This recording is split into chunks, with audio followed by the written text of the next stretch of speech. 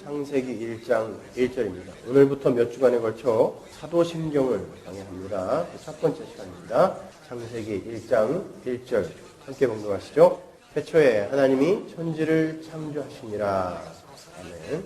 우리는 오늘부터 몇 주간에 걸쳐서 사도신경을 공부할 것입니다. 그리고 사도신경 강해가 다 끝나면 매주 우리 서문화교회 공예배 시간에 신앙고백 순서를 넣어서 사도신경으로 우리의 믿는 바가 무엇인가를 재확인하고 공부하고 고백하는 시간을 가지려고 합니다. 원래 개혁교회의 예배의 모범에는 사도신경으로 신앙고백을 하는 순서가 모두 들어가 있어요. 루터와 칼빈, 츠빙글리 모두 예배의 모범에 사도신경 고백 순서를 공히 넣었습니다. 그것은 사도신경이 우리 기독교가 믿는 바를 가장 잘 요약하고 있고 사도들의 가르침 위에선 하나님의 교회가 마땅히 동의하고 숙지해야 할 사도들의 가르침의 핵심이 그 속에 다 들어있기 때문이에요. 쉬운 말로 성경 전체의 가르침을 크게 12항목으로 헤드라인화한 것이 사도신경입니다. 사도신경의 그 신경이라는 단어는 크리드죠. 그죠? 그 크리드라는 단어는 크레도라는 라틴어에서 파생이 된 단어입니다. 그 라틴어 크레도는 내가 믿는다 혹은 내가 내 마음을 주다라는 그런 뜻이에요. 따라서 사도신경이라 하면 사도들이 믿었던 바 그리고 사도들이 마음을 모두 내어 주었던 것이라는 그런 뜻이에요. 그렇다고 해서 사도신경이 혹자들이 이야기하는 것처럼 예수님이 승천하신 후에 12사도들이 교회에 믿어야 할 바를 한 가지씩 꺼내 놓아서 12항목이 된 게 아닙니다. 사도들이 가르친 성경의 내용이 그러하다라는 의미에서 사도신경인 거예요. 그래서 종교개혁자들은 사도신경을 아주 강조했어요. 종교개혁자들이 외쳤던 솔라 스크립투라, 오직 성경은 바로 이 사도신경으로 요약되는 성경의 교리와 신학이 얼마나 중요한지를 강조한 거였어요. 특히 오늘날과 같은 포스트 모던 시대를 살아가는 우리에게는 이렇게 우리의 믿는 바를 올바로 정리를 해놓는 것이 그 어느 시대보다 중요해요. 왜냐하면 포스트 모더니즘의 영향은 이론, 이념, 교리 같은 것에 대한 신임을 말할 수 없이 약화시켜 놓았기 때문에 그렇습니다. 절대적인 진리가 상대적으로 전부 밀려나 버렸죠. 포스트 모더니즘의 특징은 절대적인 것은 없다라는 것입니다. 그래서 모든 종교가 하나다라는 종교다원주의도 거기서 나온 거죠. 그 어느 것도 영원할 수 없으며 절대적일 수 없다는 사상이 포스트 모던 사회에 편만하게 퍼져 있기 때문에 우리는 우리가 믿는 바의 절대성과 진리됨을 올바로 배우고 깨닫고 숙지하여 이단 사설이나 거짓 사상에 현혹되는 일이 없어야 할 것입니다. 여러분이 잘 아시는 하이델베르그 요리문답 아시죠? 그 하이델베르그 요리문답에 이 사도신경에 대한 내용이 아주 잘 설명이 되어 있어요. 그래서 각 항목마다 하이델베르그 요리문답의 내용을 인용하여 설명을 해드릴 거예요. 하이델베르그 요리문답은 여러분이 잘 아시다시피 질문 답변식의 디스푸타치오 방식으로 기록이 된 기독교 교리집이에요. 그걸 본따서 요즘 여러 가지 책이 많이 나오는데 가룟 유다 딜레마라는 책이 이런 디스푸타치오 방식으로 기록이 되어 있죠. 우리 청년들은 개척 초기부터 하이델베르그 요리문답을 청년부 성경 공부 교재로 사용했기 때문에 이미 잘 알고 있어요. 우리 CRC 교단에서도 이 하이델베르그 요리문답을 의무적으로 공부를 하게 되어 있습니다. 그것도 매주 반복해서 공부를 해야 돼요. 그만큼 하이델베르그 요리문답에 담겨있는 기독교 교리는 반드시 숙지해야 할 중요한 거예요. 그런데 제가 그런 기독교는 없습니다라는 책에서 이 하이델베르그 요리문답의 내용보다 더 자세하게 교리에 대해서 설교를 해놓았기 때문에 우리 교회에서는 그런 기독교는 없습니다라는 책을 구역 예배 시간에 공부하도록 한 거예요. 따라서 저희 교회는 CRC 교단이 지정한 지역교회의 의무를 성실히 수행하고 있는 게 맞습니다. 어디 가갖고 또 고발하지 마세요. 우리 교회는 CRC인데 그거 안 하고 있다고. 하고 있는 건 맞아요. 차치하고 그 하이델베르그 요리문답 22번에 이런 질문이 있어요. 띄워주세요. 그리스도인이 반드시 필수적으로 믿어야 하는 것이 무엇입니까? 답이 이렇습니다. 복음 안에서 우리에게 약속된 것 전부를 믿어야 합니다. 그것은 사도신경 안에 잘 요약이 되어 있는데 사도신경은 일반적이고 의심할 수 없는 기독교 신앙을 요약한 조항들입니다. 사도신경을 거부하려면 하이델베르그 요리문답도 거부해야 됩니다, 여러분.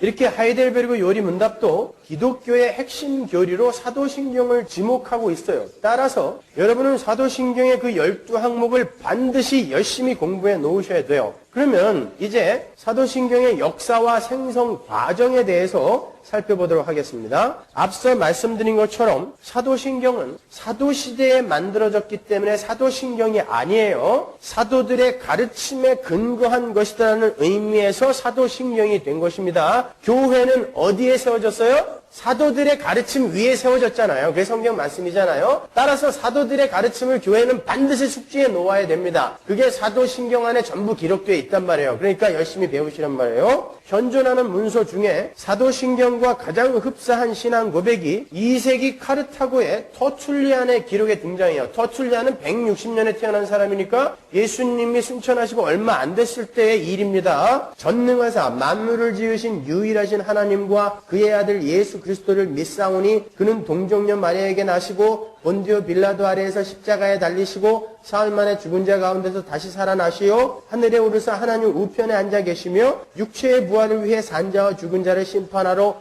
오시리라. 어떠세요? 지금의 사도신경과 비교해서 몇 가지가 빠져 있지만 그 뼈대는 아주 흡사하죠. 이것이 2세기 터툴리안의 시대에 성도들이 고백했던 신앙 고백이었어요. 뿐만 아니라 주후 215년에 히폴리투스의 신앙 고백이나 주후 404년에 루피누스의 신앙 고백, 그리고 비슷한 시기에 아프리카 교회의 신앙 고백 등이 지금의 사도신경과 거의 흡사해요. 그러나 이미 그 전에 순교자 저스틴의 신앙 고백이나 네오투스를 치리한 서머나 교회의 장로들이 그 치리 회의 자리에서 고백하여 회의 기록에 남긴 신앙 고백도 똑같습니다. 지금의 사도신경과 거의 흡사해요. 이렇게 지금의 사도신경과 대동소이한 여러 종류의 신앙 고백들이 교회 안에서 다양하게 사용되다가 6세기 말이나 7세기 초에 남부 프랑스에서 지금의 사도신경으로 확정이 된 거예요. 그리고 그것이 주후 710년에서 724년에 정식으로 널리 보급이 된 공인된 문서 텍스투스 리셉투스에 의해서 교회 안에 편만하게 다 퍼지게 되었고 9세기경에 로마 교회에 의해 받아들여져서, 그때는 로마 교회가 전 세계 교회를 대표한 거였으니까요. 9세기에 로마 교회에 의해 받아들여져서 정식으로 교회에 정착이 되어 오늘에 이르고 있는 거예요. 그러니까 사도신경은 초대교회 때부터 뼈대가 만들어져서 교회 안에서 여러모로 고백이 되어지다가 정착이 된 교회가 믿는 바 핵심 교리가 맞는 것입니다. 교회가 이렇게 사도신경이라는 신앙 고백을 예배의 모범에 사용을 하고 혹 예배 순서에는 들어가 있지 않더라도 교회에 합의된 신앙 고백으로 자주 암송을 하고 고백을 하게 된 데에는 이유가 있습니다. 그 첫 번째가 교회가 신자라고 자처하는 이에게 세례를 줄 때 그가 과연 세례를 받을 만한 사람인가에 대한 표준으로서 사도신경이라는 신앙 고백이 필요했어요. 교회가 세례를 받겠다고 나서는 사람이라고 해서 무작정 세례를 다 줘서는 안 됩니다. 요즘은 개나 소나 전부 세례를 받고 군대에서도 막 5,000명씩 앉혀놓고 물을 호수로 뿌려버리니까 세례의 의미가 많이 퇴색되어 있는데 세례는 그렇게 주는 게 아닙니다. 여러분, 세례는 예수 안에서 죽는 거거든요. 그리고 예수 안에서 다시 사는 게 세례인데 어떻게 그렇게 아무한테나 막 물을 뿌려서 세례를 줍니까? 자, 그렇게 교회는 세례를 받겠다고 나서는 사람 전부에게 무작정 세례를 줘서는 안 돼요. 그때 필요한 것이 그가 믿는 바를 확인하는 거예요. 저희 교회에서도 세가족 성경 공부를 마친 후에 신앙 고백서를 받습니다. 그리고 그 신앙 고백서에 근거하여 교회의 멤버십을 허락해요. 믿는 바가 다른 사람을 교회 멤버로 받아서 함께 신앙생활을 할 수는 없기 때문에 그런 거예요.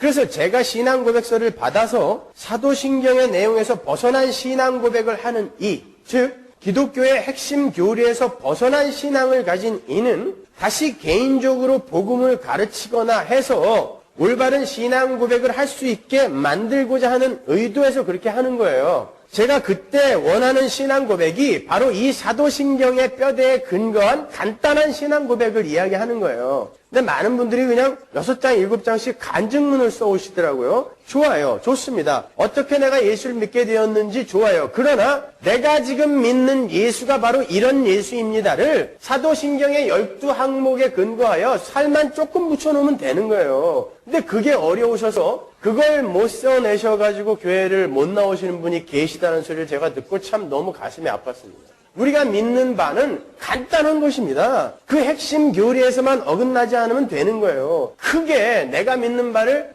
부풀려서 자랑하지 않아도 됩니다, 여러분. 우리가 믿는 바는 아주 심플해요. 제 설교가 굉장히 길지만 결론은 늘 하나잖아요. 예수 그리스도와 십자가, 은혜. 거기에서만 벗어나지 않으면 되는 거예요. 예를 들어서 하나님의 창조를 부인하고 진화론에 젖어 있는 이들이 많이 있습니다. 예배당 안에.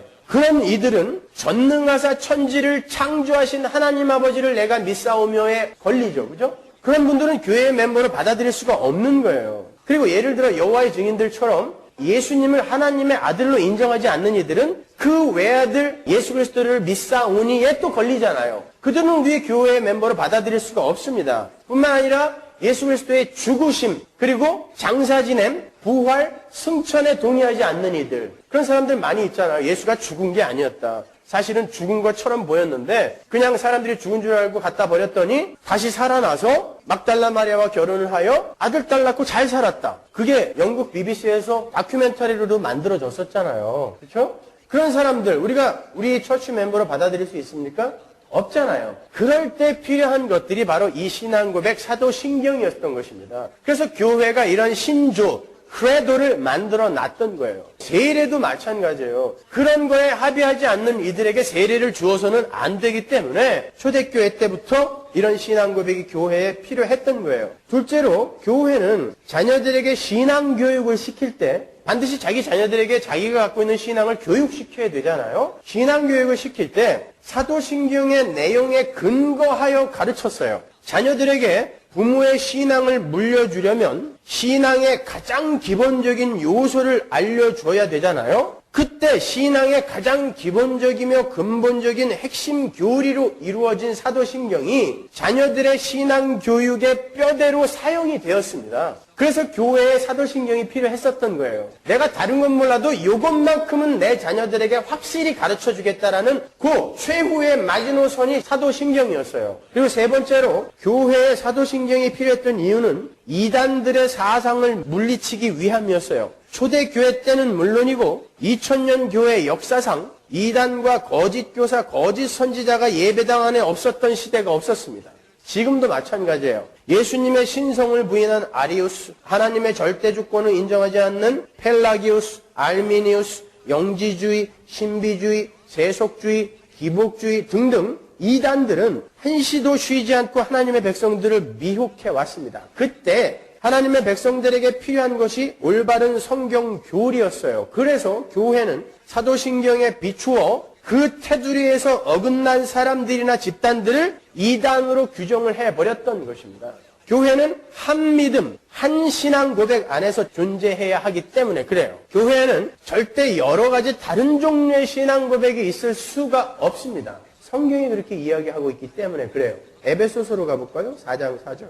몸이 하나이요 성령이 하나이니 이와 같이 너희가 부르심의 한 소망 안에서 부르심을 입었느니라. 주도 하나이요 믿음도 하나이요 세례도 하나이요 하나님도 하나이시니 곧 만유의 아버지시라. 만유 위에 계시고 만유를 통일하시고 만유 가운데 계시도다. 이렇게 교회는 한 하나님을 믿는 한 믿음 한 신앙 고백 속에서 목적지를 향해 가야 하는 공동체인 거예요. 그럼에도 불구하고 오늘날의 교회가 믿는 믿음은 너무나 여러 가지 종류죠. 여러분이 생각하실 때 어떠세요? 오늘날 교회가 믿는 믿음이 한 믿음이라고 생각하세요? 한 소망입니까? 아니요. 우리는 하늘의 소망을 두고 있는데 어떤 이들은 이 땅의 소망을 두고 있는 이들이 많이 있잖아요. 그건 한 믿음 아닙니다. 한 소망 아니에요. 믿음과 소망은 오직 한 가지입니다. 기독교의 한 믿음, 한 소망은 하나님과 하나님 나라로 수렴되고 지향되어져야 되는 거예요. 그런데 이 시대의 교회는 소망의 대상을 이 땅의 것으로 바꾸어 버렸습니다. 그건 교회가 지향하는 한 믿음 한 소망일 수가 없는 거예요. 우리는 그 달콤한 미혹에 빠지면 안 됩니다. 그래서 더더욱 사도신경에 요약되어 있는 기독교 교리 공부가 절실히 필요한 거예요. 4세기 말에 루피누스의 이야기를 들어보면 왜 사도신경의 공부가 꼭 필요한지가 더욱 실감이 나실 거예요. 루피누스가 사도신경이 왜 교회에서 고백이 되어져야 되는지를 이렇게 이야기했어요. 주님께서 승천하신 후에 성령 하나님께서 강림하시고 이제 복음이 이방인들에게도 전하여지는 시대가 임하게 되어 주님의 명하신 대로 교회는 세상으로 흩어져 복음을 전파하게 되었습니다. 그때 그들이 선포해야 할 복음 설교가 각 사람마다 다르게 전하여지지 않게 하기 위하여 함께 한자리에 모여 성령의 충만함 가운데 사도의 가르침에 근거하는 짧은 형태의 신경을 만들었는데 그것이 사도신경의 시작입니다. 특히 개신자들이 처음 교회 멤버로 들어올 때에 신앙 고백을 위한 표준으로 이 사도신경을 올바로 알고 고백하도록 하게 한 것입니다. 4세기 때 이미 300 몇십 년에 이런 이야기를 해놓았단 말입니다. 따라서 오늘날도 여러분은 사도신경을 소중하게 간직하고 전승하셔야 돼요. 공부하셔야 됩니다.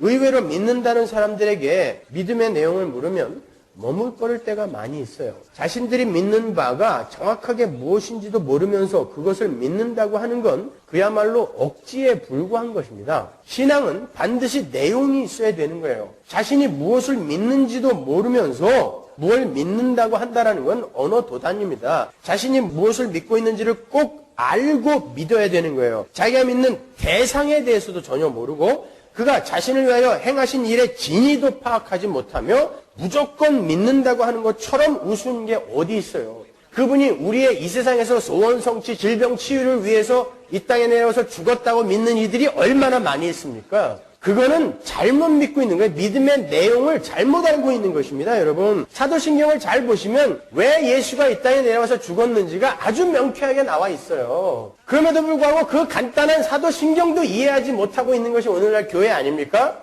기독교 신앙은 나는 믿는다라는 결단만으로 되어지는 게 아니에요. 부흥 강사들이 설교해놓고 이제 예수를 믿겠다고 하는 사람들 다 나오세요. 선교사를 결단하는 사람 다 나오세요. 결단은 많이 받아놓죠. 그죠? 근데 나중에 보면 전부 꽝이에요. 예전에 조선에 초기 선교사들이 본국에 보고한 결신자들이 조선 인구보다 훨씬 많았습니다. 왜냐면 그때 우리 선조들은요, 그 먼 땅에서 온 벽안의 선교사들이 이렇게 와서 고생하는데 일어나라고 하는데 예의상 안 일어날 수 없어서 시시때때로 일어났어요. 그러니까 그걸 전부 적으니까 조선 전체의 인구보다 많은 거예요. 여러분, 기독교 신앙은 그런 결단만으로 되어지는 게 아닙니다. 어떤 분들은요, 옛날에 빌리그램 집회 때 선교사로 헌신했다가 선교사로 못 나가는 바람에 정신질환이 걸린 사람이 있어요. 그 부담감 때문에. 괜찮습니다, 여러분. 우리는 그런 실수하는 거예요. 그때 감정, 기분에 의해서 그럴 수 있어요. 그러니까 그런 거 하지 말란 말이에요. 신앙은 마음으로 믿어서 입으로 시인하는 것까지를 말하는 거예요. 즉, 자신이 믿는 바의 내용을 반드시 숙지하고 있어야 되고 그 신앙의 내용이 내 안에서 그저 잠자는 것으로 머물러 있지 않고 불가항력적으로 내 입에서 고백이 되어져야 된다는 거예요. 실존주의 철학자들이 이야기하는 것처럼 무조건 결단을 해버려도 안 돼요. 실존주의 철학자들은 논리적인 결론이나 인과관계의 결과가 아니라 한 인격체가 결과에 대해서 전적으로 책임질 수 있도록 결정하는 것을 실존의 핵으로 봤어요. 반면에 그들은 상대적으로 결단의 내용을 무시합니다.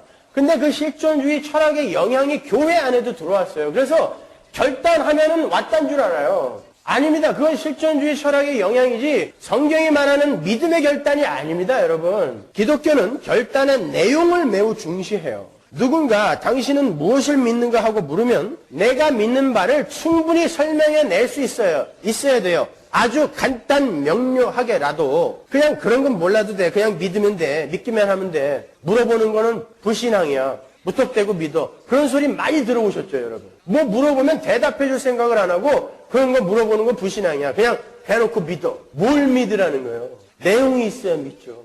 그 내용을 여러분도 갖고 계셔야 된다는 말입니다, 여러분. 그래서 제가 몇 주간에 걸쳐 우리가 믿는 바에 관한 아주 간결하고 핵심적인 지침인 사도신경을 강의하기로 한 거예요. 그러니까 잘 공부하셔서 누군가가 여러분에게 당신이 믿는 바에 대해서 나에게 이야기해 주시오 했을 때에 당황하지 않고 설명해 줄 수 있는 준비를 해 두시길 바랍니다. 아울러 이 사도신경으로 요약이 되어 있는 성경, 말씀, 즉 우리 성도들이 믿는 바가 무엇인지를 정확하게 알아서 힘들고 어려운 신앙의 여정 동안에 위로와 격려와 용기를 얻으실 수 있기를 바라고 거짓 선지자들이나 거짓 교사들의 현혹에 절대 흔들리지 않을 수 있기를 바라요. 오늘은 그 첫 번째 시간으로 전능하사 천지를 만드신 하나님 아버지를 내가 믿사오며의 항목에 관해서 공부를 하겠습니다. 오늘 다 못하고 다음 시간까지 이어서 할 건데요. 사실은 이 첫 번째 항목을 공부하기 전에 삼위일체에 관해서 먼저 공부를 해야 돼요. 이 사도신경의 구조를 보면 사도신경은 크게 세 부분으로 나누어져 있습니다. 하이델베르그 요리문답 20번 문항을 보면 사도신경을 이렇게 나누어요. 첫 번째, 성부 하나님과 우리의 창조. 두 번째, 성자 하나님과 우리의 구원. 세 번째, 성령 하나님과 우리를 거룩하게 하심. 보세요. 전능하사 천지를 만드신 하나님 아버지를 내가 믿사오며 그 외아들 우리 주 예수 그리스도를 믿사오니 아들로 넘어갔어요. 이는 성령으로 잉태하사 동정녀 마리아에 나시고 본디아 빌라드에게 고난을 받아서 십자가에 못 박혀 죽으시고 거기에 우리말 개역성경에 빠진 게 하나 있어요. He descended into hell. 그는 지옥에 내려가셨다라는 말이 빠져 있어요. 그거는 사람들이 그 말의 진위를 모르고 일부러 사도신경에 편을 들기 위해 뺀 건데 아니야, 집어넣어야 돼요. 그건 나중에 제가 그 부분 설명할 때 설명을 해드릴 거예요. 장사한 지 사흘 만에 죽은 자가 되어서 다시 살아나시면 하늘에 오사 전능하신 하나님 우편에 앉아 계시다가 저리로서 산자와 죽은 자를 심판하러 오시리라. 성령을 믿사오며, 그죠?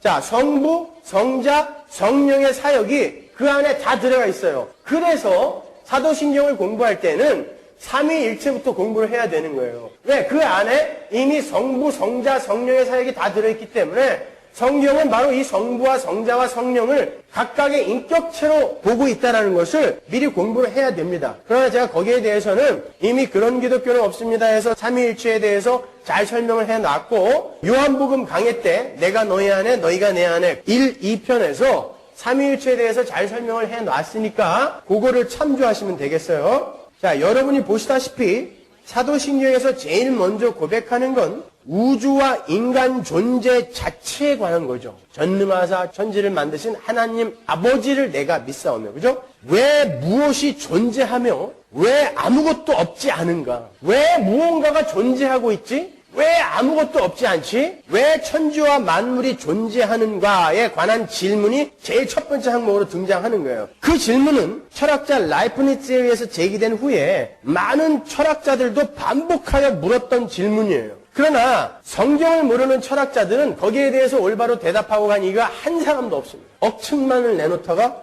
그냥 쓰러져 갔어요. 사실 모든 신비 가운데 가장 큰 신비는 만물과 인간이 존재한다는 사실이에요.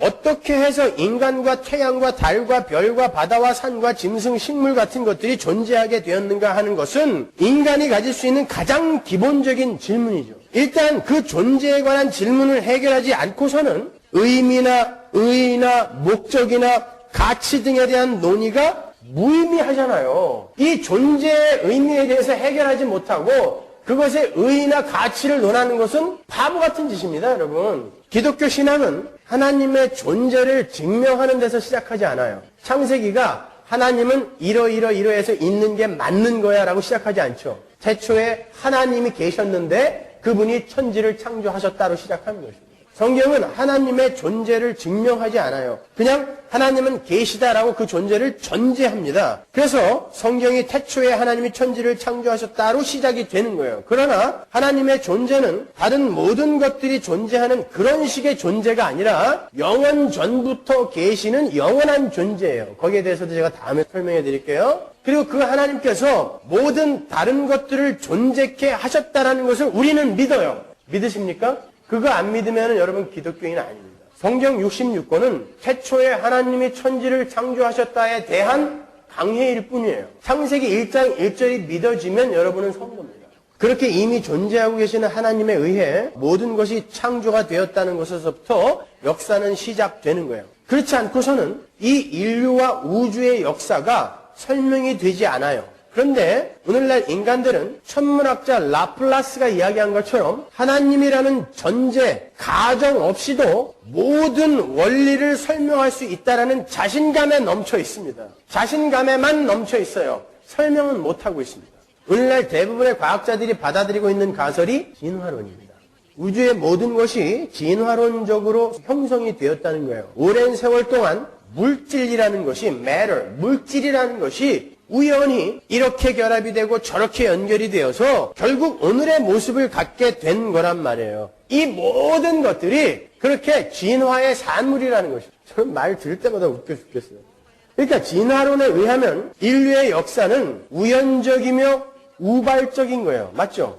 계획된 게 아닙니다. 우연적이며 우발적인 거예요. 진화론에 의하면. 사실 저도 이해가 가긴 가요. 하나님의 존재와 창조를 믿지 않는 사람들이 내릴 수 있는 역사의 시작과 과정과 결론은 진화론적으로 설명을 할 수밖에 없어요. 그냥 우연히 우발적으로 생겨난 거다라고 설명할 수밖에 없잖아요. 창조주를 모르는데. 그러니 하나님의 은혜로 믿음을 선물로 받아서 하나님과 하나님의 창조를 믿고 인류와 우주의 역사의 실체와 그 존재 목적을 명확히 알게 된 우리 성도가 얼마나 큰 은혜를 받은 자들입니까?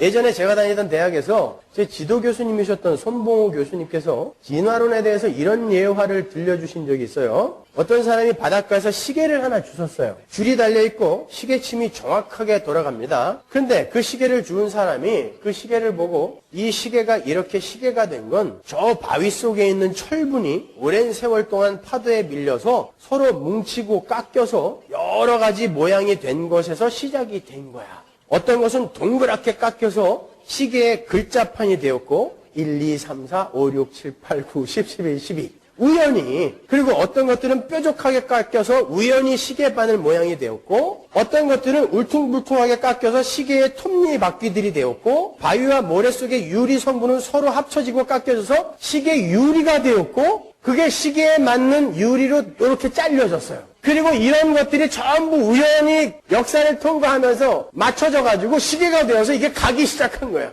누가 그 시계를 보고 그렇게 이야기를 한다면 여러분 어떻게 생각하시겠어요? 참 바보 같은 놈. 왜요? 시계라는 것은 초정밀 기술이 필요한 거기 때문에 그런 거죠. 그러나 여러분 인간의 몸이란 건 시계나 카메라와는 비교도 할 수 없는 초정밀 작품입니다.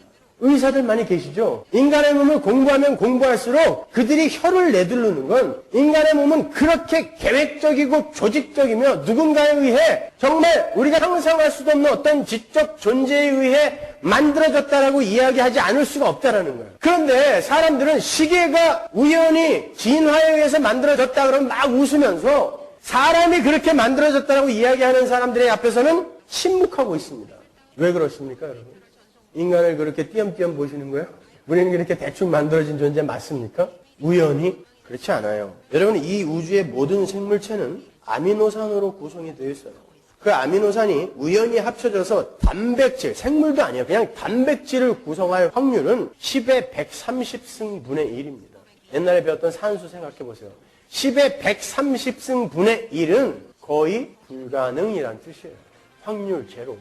뿐만 아니라 그 아미노산과 단백질이 모두 합쳐져서 가장 원시적인 생명체인 아메바가 될 확률은 10의 160만 승분의 1이에요. 160만 분의 1이 아니라 160만 승분의 1. 근데 아메바가 그렇게 우연히 생물체가 됐다는 그 사실을 우리는 6년 동안 배웠습니다. 중학교 3년, 고등학교 3년. 그리고도 아무도 거기에 이의를 제기하지 못했어요. 그래서 미국 진화론의 대부 카플란 박사조차 아미노산과 단백질이 우연히 조합하여 생명체를 형성할 수 있는 확률이 10의 160만 승분의 1이라는 것이 확실한 만큼 생명체를 제공하는 자, 즉 창조자가 없이 생명이 생길 수 있는 확률은 제로다라고 손을 번쩍 들었습니다. 벌칙이 과학자들이 아직도 진화론을 지지하고 있는 거예요.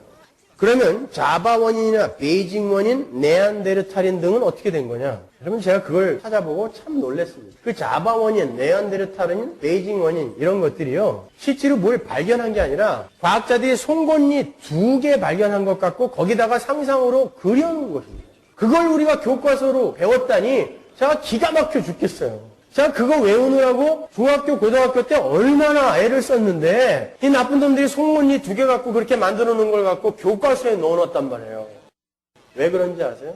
죄인들은 생내적으로, 본능적으로 창조주 하나님과 그분의 사역, 그분의 간섭하심을 거부하는 걸 갖고 나기 때문에 그렇습니다.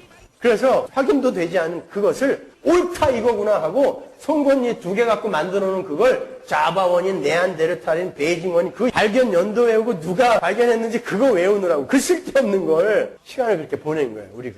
그게 죄인들의 본능인 것입니다, 여러분. 우리 성도는 뭘 믿습니까? 태초에 하나님이 천지를 창조한 걸 믿어요. 그래서 기독교의 역사관은 직선적 역사관입니다. 반드시 시작이 있었기 때문에 반드시 이 역사는 끝난다라는 게 직선적 역사관이에요. 기독교의 역사관. 범신론은 순환적 역사관이에요. 계속 돕니다. 윤회예요, 그것이. 아닙니다, 여러분. 그렇게 돌지 않아요.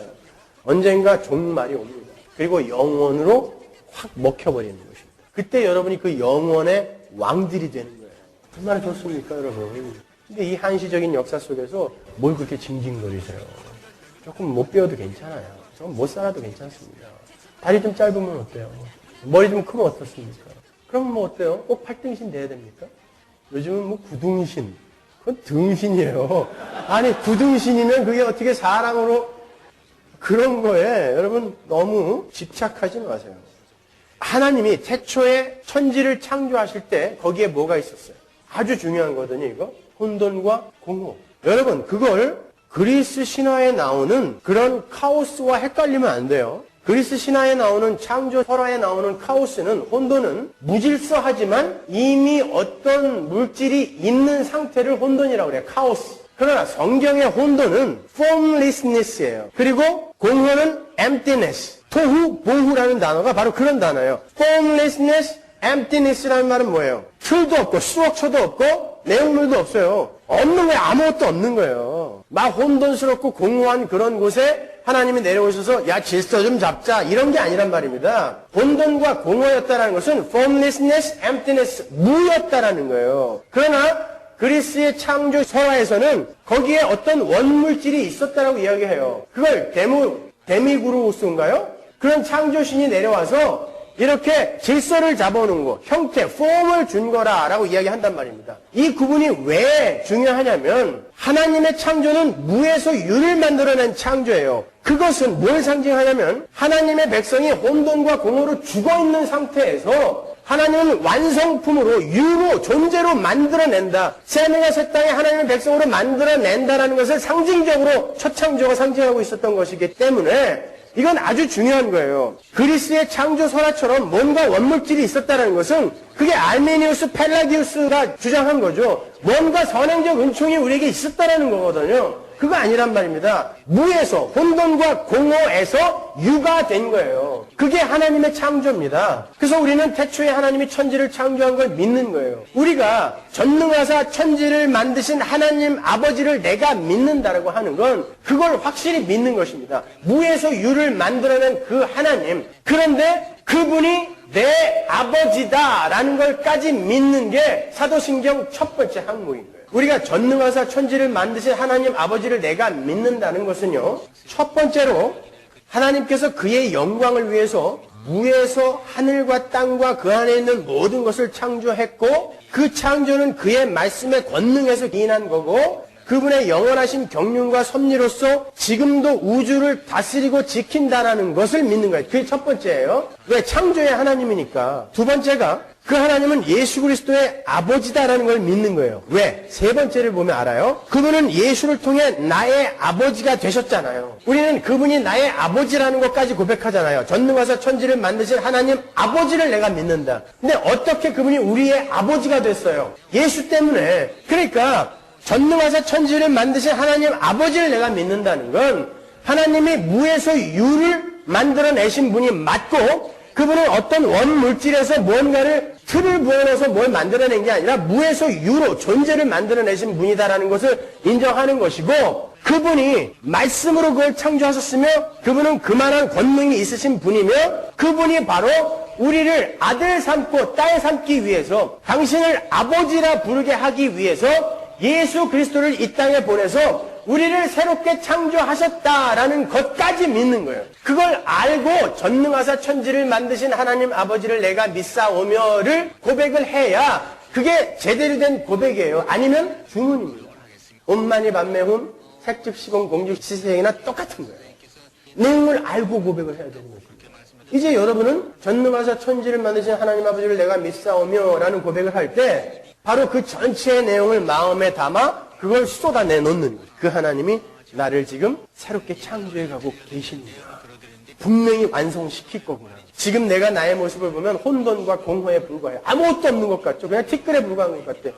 예수 믿고도 늘 실수하고 늘 화내고 늘 바가지 긁고 늘 싸우고 모난 성격 여전히 드러내고 아닌 것처럼 우리 전부 와서 연극하고 있지만 실제로 잠잘 때 자기가 자신을 돌아볼 때 오늘 참 잘했어 만족스러워 그렇게 잠드는 사람 몇 명이나 있습니까? 없잖아요.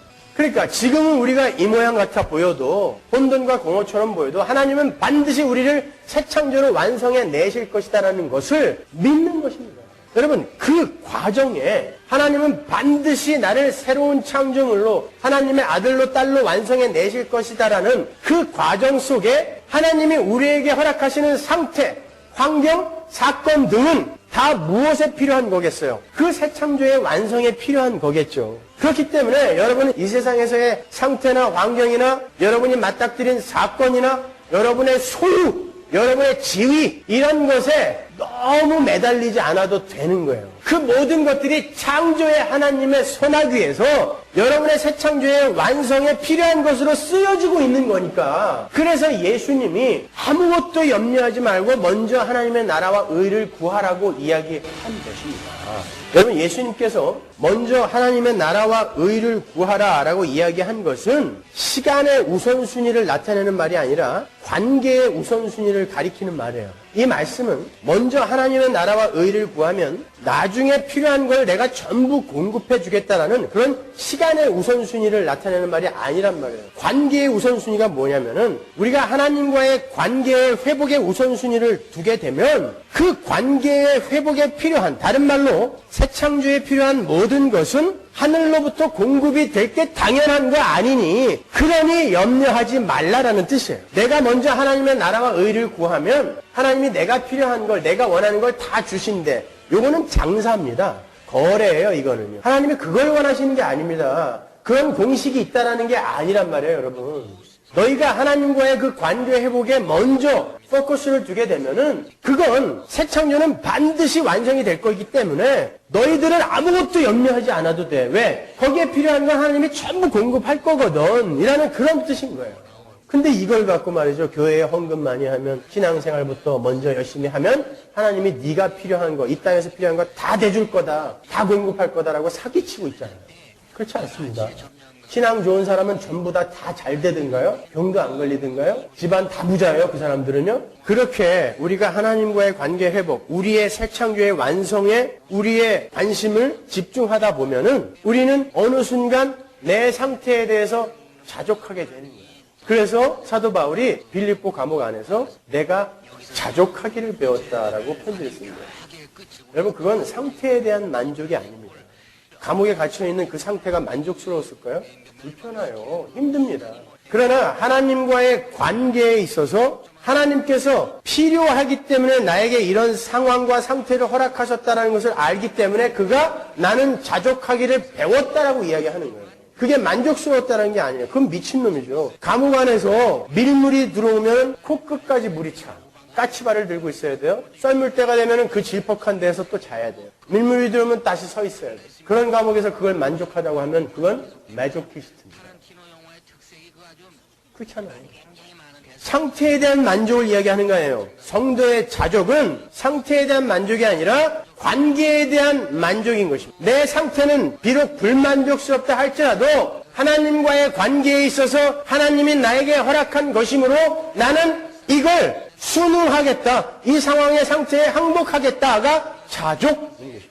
그래서 여러분은 바로 그러한 자족을 해야 하는 분들인 거예요.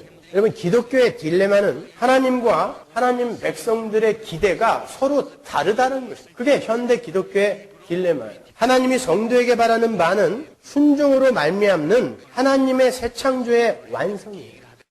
하나님의 은혜를 떠나 하나님의 슬하를 떠나 내 힘으로 이 세상의 힘으로 행복에 도달해 보겠다. 나도 하나님처럼 되어 보겠다라고 나선 그 아담 안에 있는 죄인들을 다시 하나님의 선악과 먹지 마. 그러면 안 먹는 게 최고의 행복이구나를 깨닫게 만들어주기 위한 것이 바로 신앙생활이에요. 그게 하나님의 기대입니다. 그게 하나님의 소원이에요. 우리의 소원은 뭐예요? 여전히 아담 안에서 내가 원하는 것으로 이 세상의 힘으로 내가 스스로 행복을 쟁취할 테니까 당신은 그저 나를 도와주기만 하면 돼가 우리의 기대 아닙니까? 이렇게 서로에 대한 기대가 틀리니까 서로에 대해서 실망을 하는 것입니다. 우리는 하나님한테 실망하고 하나님은 우리한테 실망하는 거예요. 여러분 하나님한테 실망을 얼마나 많이 했습니까? 여러분이 원하는 거 안 들어준다고. 하나님이 원하는 게 그게 아니기 때문에 그렇습니다. 이 딜레마를 해결해야죠. 복음이 그 딜레마를 해결할 수 있습니다. 그런데 그 딜레마를 복음이 해결하지 못하고 있다는 건 잘못된 복음이 전파되고 있다는 거 아닙니까 여러분?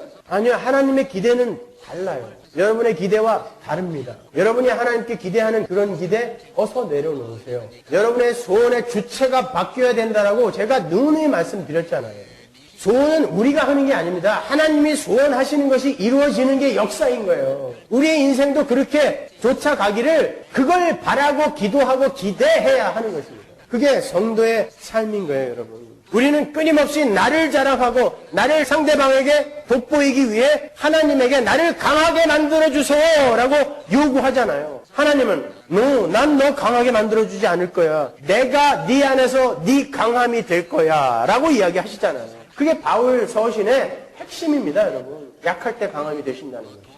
우리는 끊임없이 나를 강하게 해달라고 그래요. 내가 강하게 되면 내가 뭔가 하나님을 위해 해드릴 수 있다라고 착각합니다.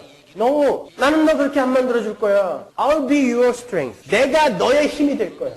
우리의 약함 속에서 하나님이 어떻게 우리를 꼭 붙들고 있는지 그걸 보임으로 말미암아 하나님은 진짜 강한 분이구나. 저 상황에서 어떻게 목매달지 않고 저렇게 살아갈 수 있을까? 저 상황에서 어떻게 여전히 찬양을 할 수 있을까? 하나님이 전능하신 하나님이 창조의 하나님이 그를 붙들고 있구나라고 하나님의 강함을 보이는 게 성도지. 그의 문제, 모든 문제가 전부 해결이 되어갖고 야, 그 하나님이 도와주니까 저가 저렇게 잘 되는구나. 이걸 보이는 게 기독교 아니라 말입니다. 여러분 이건 아무런 차이가 없는 것 같아 보여도 천국과 지옥으로 갈리는 차이입니다.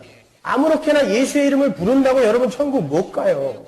다시 한번 말씀드리지만 예배당에 와서 여러분의 요구가 여러분의 필요와 소용을 구하는 것이면 여러분은 하나님 백성 아닙니다. 100% 개런티 해드릴게요. 여러분은 아닙니다. 오늘날 그렇게 가르치고 있는 교회는 제가 저의 목사직을 걸고 그거 누가 몇 번 쳐주지도 않겠지만 말씀드리는데 100% 가짜입니다. 100%입니다. 여러분이 믿는 바 내용을 올바로 알고 믿으세요. 안 그러면 2000년 기독교 역사가 내어놓은 염소들처럼 주여 내가 주의 이름으로 선지자 노릇하고 주의 이름으로 귀신 쫓아내고 주의 이름으로 권능하고 주의 이름으로 헌금하고 주의 이름으로 선교했는데 왜 나를 모르신다고 하나이까? 라는 그 자리에 서게 됐죠. 평생 주의 이름으로 신앙생활 했는데 예수님 모른대요. 이건 아주 심각합니다. 그러면 하나님 나라와 의를 구한다는 건 뭡니까? 거기서 구하다라는 단어가 현재형이거든요. 현재형이라는 것은 반복적이라는 거예요. 반복적이고 지속적인 거라고 그랬어요. 헬라어의 현재형은. 하나님 나라와 의를 구하래요. 구하는 게 뭐예요? 하나님 나라가 뭡니까? 먼저. 하나님 나라, 바실레이아는 통치의 개념이라고 그랬잖아요. 하나님의 통치에 내가 순종하는 자로 사는 것이 하나님 나라를 구하는 것입니다.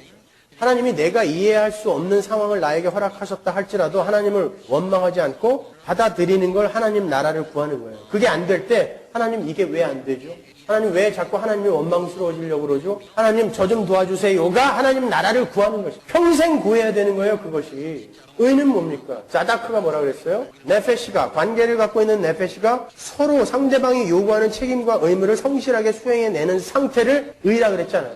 하나님이 우리에게 요구하시는 게 뭐예요? 말 들어라! 아닙니다. 먹지 말면 먹지 말았어야지. 그게 하나님이 우리에게 요구하시는 거예요. 너는 하나님 절대 의존적 존재야. 그때 가장 행복할 수 있어. 그러니까 말을 들어. 내 말을 들어. 그 하나님의 말을 듣는 자로 지어져 가는 게 하나님 나라와 의를 구하는 것입니다. 지속적으로, 현재형으로. 그걸 구하기 위해선 여러분이 원하는 것들이 자주 안 들어져야 맞는 것입니다. 근데 그걸 전부 들어주겠다니요. 안수하면 병도 낫고 헌금하면 그걸 100배로 튀겨주기도 하고 그런 거라면 이 세상에서 목사가 제일 부자가 돼 있어야죠. 일가친척 재산 전부 털어서 투자해야지. 100배인데 아니 2배만 개런티 돼도 투자하잖아요 요새는. 근데 100배인데 30배 60배 100배라며요. 그게 그 이야기 하는 겁니까? 근데 왜 투자 안 하세요? 그런 거 아니란 말입니다 여러분. 하나님은 우리의 소원을 들어주기 위해 예수를 이 땅에 보낸 게 아닙니다. 여러분을 하나님의 자녀로 만들어내기 위해 예수를 이 땅에 보내신 거예요. 그 전능하셔서 천지를 만드신 하나님이 여러분의 아버지가 되기 위해서 예수를 이 땅에 보내셔서 죽이시고 살리심으로 여러분의 아버지가 되셨잖아요. 이제 가시적으로 여러분은 그 현실을, 십자가의 현실, 복음의 현실을 실제화하여 지금 살고 있는 것 뿐입니다. 그러니까 그런 여러분의 상태나 여러분이 맞닥뜨린 사건이나 여러분의 환경이나 여러분의 위치 이런 것으로 너무 일희일비하지 마시고 그 전능하사 천지를 만드신 하나님 아버지가 내 아버지이므로 그 아버지가 뭔가 계획이 있으셔서 이런 사건과 상황을 허락하셨다면 감수하겠다 하고 하나님 나라와 의를 구하시면 됩니다. 자, 전능하사 천지를 만드신 하나님 아버지를 내가 믿사오며 무슨 말인지 이제 아시겠죠? 기도하겠습니다.